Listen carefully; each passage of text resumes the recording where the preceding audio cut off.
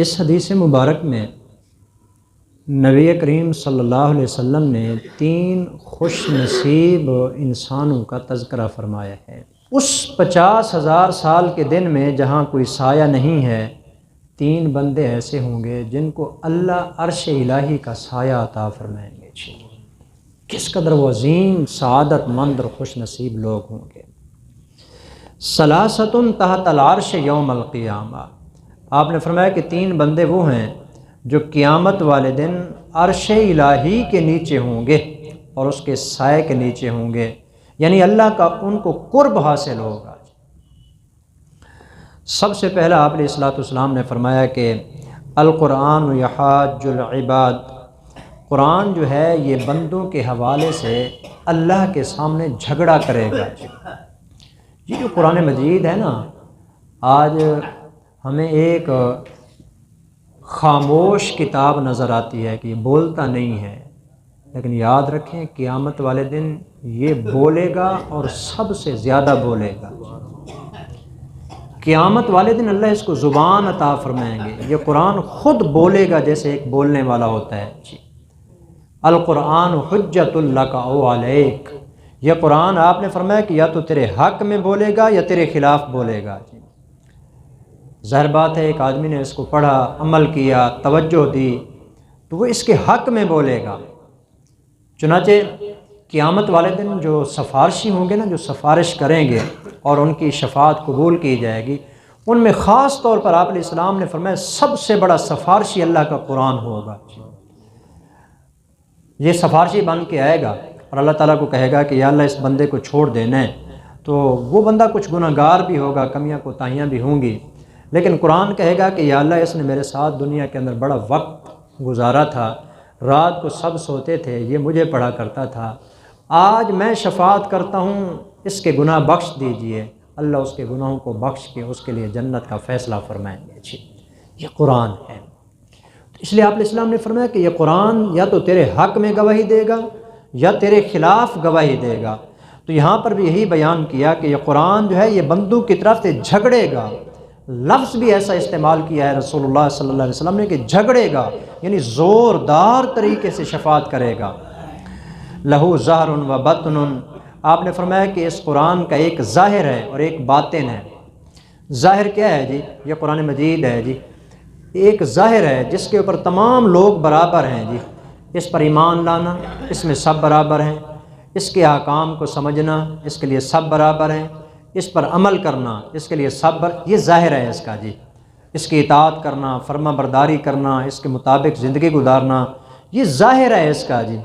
اور ایک اس کا باطن ہے، باطن کا مطلب یہ ہے کہ اس کے اندر مزید گہرائی میں جانا اور سمجھ حاصل کرنا، اتنا اس کی گہرائی کے اندر جانا کہ قرآن کو خود سمجھ کے پھر آگے دوسرے لوگوں کو بھی سمجھانا شروع کر دینا۔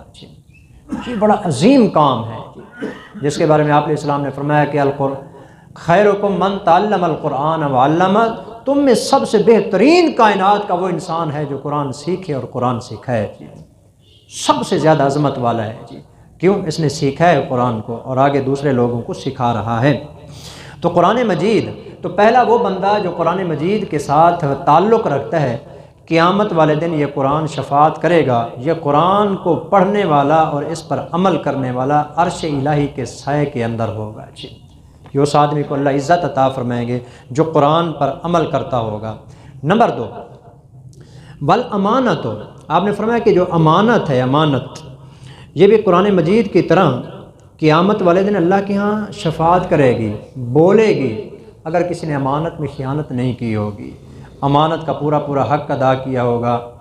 ہمارے ہاں امانت کا اتنا مختصر مفہوم ہے نا، عام طور پر ہمارے یہاں امانت کا لفظ بولا جائے نا تو اس سے مراد یہ ہوتا ہے کہ اگر کوئی بندہ کسی کو پیسے دے دینا، یہ پیسے اس کے امانت ہوتے ہیں، بس اس کے علاوہ اور کسی چیز کو ہم امانت سمجھنے کے لیے تیار نہیں ہیں۔ حالانکہ زندگی میں انسان کے جتنی بھی چیزیں کام آتی ہیں نا، یہ سب امانت ہیں۔ یہ قرآن ہمارے پاس اللہ کی طرف سے امانت ہے، اس کو ہم نے کتنا پڑھا، کتنا عمل کیا، کس قدر ہم نے اس کے ساتھ تعلق لگایا ہے، یہ تمام چیزیں۔ آنکھ ہے، اللہ نے امانت کے طور پر دی ہے، کچھ عرصے کے لیے دی ہے، اللہ نے واپس لینی ہے، جس مقصد کے لیے دی ہے آیا اس آنکھ کو اسی کے لیے استعمال کیا ہے؟ کان امانت ہے ہمارے پاس، کیا کانوں کو ہم نے اسی کام میں لگایا ہے جس کام کے لیے اللہ نے دیے تھے؟ یہ زبان اللہ نے امانت کے طور پر دی ہے، آیا ہم نے زبان کو اسی مقصد میں استعمال کیا ہے جس کے لیے اللہ نے اس کو استعمال کرنے کا حکم دیا تھا؟ یہ ہاتھ، یہ پاؤں، یہ دل، یہ دماغ، یہ اعضاء، حتیٰ کہ یہ بہر کی جو دنیا ہے جی، اس کے اندر جو چیزیں بھی اللہ نے ہمیں عطا فرمائی ہیں جی، مال دیا ہے، اس لیے دیا ہے تاکہ اس کے ذریعے تم دین کو مزید آگے سے آگے پھیلاؤ۔ کیا تم نے اس مال کے ذریعے زیادہ غلط کام تو نہیں کیے تھے؟ اللہ کی نافرمانی میں تو نہیں لگایا تھا؟ یہ امانت میں خیانت ہوگی۔ تو یہ تمام چیزیں ہمارے پاس امانت کے طور پر ہیں۔ اولاد ہوتی ہے تو یہ امانت ہے، آیا اس کے دین کے مطابق تربیت کی ہے؟ اس کا حساب کتاب ہوگا قیامت والے دن۔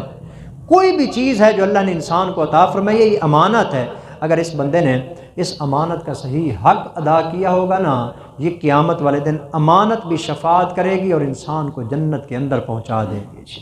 یہ امانت، تو اس لیے امانت کا بھی خیال کرنا چاہیے۔ اور جو بندہ امانت میں خیانت کرتا ہے، آپ نے فرمایا کہ لا ایمان لمن لا امانۃ لہ، جو بندہ امانت کے اندر خیانت کرتا ہے اس انسان کا سرے سے ایمان ہی نہیں ہے، ایماندار ہی نہیں ہے۔ اور اگر اس مفہوم میں جو امانت ہمارے یہاں ہوتی ہے جی، کہ ایک آدمی کے پاس کوئی چیز امانت کے طور پر رکھی، اس نے وہ امانت کھا لی جی، اس کا کیا ہوگا؟ آپ نے فرمایا قیامت والے دن وہ اصل مالک آئے گا اور کہے گا یا اللہ اس نے میری امانت کو کھایا تھا۔ اللہ فرمائیں گے اس کی امانت واپس کر۔ یا اللہ میرے پاس تو کچھ ہے ہی نہیں، وہ ہر شے تو دنیا میں رہ گئی، کہاں سے دوں میں؟ اللہ تعالیٰ اس کو فرمائیں کہ فلاں جہنم کے اس کنارے کے اندر وہ چیز پڑی ہے، اور سچ مچ میں وہ دنیا والی چیز وہاں جہنم کے اندر پڑی ہوگی۔ اللہ فرمائیں کہ جاؤ اٹھا کے لے آؤ جی۔ وہ آدمی اندر جائے گا اور اس کو اٹھا کے چڑھتے چڑھتے چڑھتے جب یوں کنارے کے اوپر پہنچے گا جہنم کے اندر، پھر وہ چیز نیچے گر جائے گی، پھر اس کو جہنم کے اندر ڈال دیا جائے گا۔ یہ بار بار اس کے ساتھ معاملہ ہوتا رہے گا جب تک وہ اس کی امانت جو اس نے خیانت کی تھی اس کی سزا پوری نہیں کرے گا، وہ اسی طرح جہنم کے اندر آتا جاتا رہے گا۔ اس لیے اس بات پہ توجہ دینی ہے۔ یہ دنیا بہت پیاری لگتی ہے، میٹھی لگتی ہے، کسی کی کوئی چیز کھا جانا، مال کھا جانا، جائیداد پہ قبضہ کر لینا، پلاٹ پہ قبضہ کر لینا، بہنوں کا حق کھا جانا، یتیموں کا حق کھا جانا، یہ بظاہر ایک اچھا لگتا ہے، مزہ دیتا ہے، لیکن قیامت والے دن پتہ چلے گا جب انسان جائے گا۔ اس لیے امانت قیامت والے دن شفاعت کرے گی۔ اور تیسرے نمبر پہ آپ نے فرمایا کہ والرحم، یہ جو رشتہ داری ہوتی ہے، رشتہ داری، صلہ رحمی کرنا، رشتہ داری کو نبھانا۔ لوگ کہتے ہیں یار وہ آگے والے ہمارے ساتھ اتنا یہ زیادتی کرتے ہیں، دھوکہ کرتے ہیں، بے وفائی کرتے ہیں، ضرورت ہوتی ہے تو ہمارے پاس آ جاتے ہیں اور جب نہیں ہوتی تو کوئی پوچھتا ہی نہیں ہے۔ صلہ رحمی کا مطلب کیا ہوتا ہے؟ جو قریبی رشتہ دار ہیں نا، ماں کی طرف سے اور والد کی طرف سے، ان کے ساتھ ملا کے رکھنا، اس کو صلہ رحمی کہا جاتا ہے۔ آپ علیہ السلام نے فرمایا کہ صل من قطعک، جو تیرے ساتھ توڑے پھر بھی اس کے ساتھ جوڑ جی۔ کمال تو یہی ہے، اگر وہ ملا کے رکھتے ہیں، آپ بھی ملا کے رکھتے ہیں، ہم بھی ملا کے رکھتے ہیں، تو اس میں کمال کون سا ہے؟ یہ تو برابری سرابری ہے۔ کمال یہ ہے کہ وہ توڑتے ہیں پھر بھی جوڑ کے رکھ۔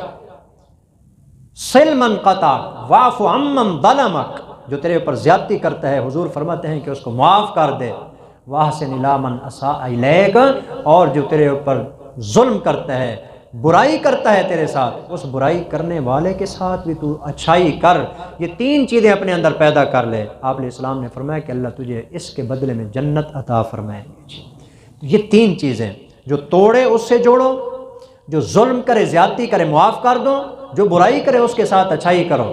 تو یہ رحم جو ہے، یہ جو رشتہ داری ہے، قیامت والے دن یہ بولے گی، کیا کہے گی؟ الا سنو، یہ الا کا معنی ہے، الا سنو، من وصلنی وصلہ اللہ، جس نے دنیا کے اندر مجھے جوڑا تھا، آج قیامت کے دن اللہ بھی اس کو جوڑے گا۔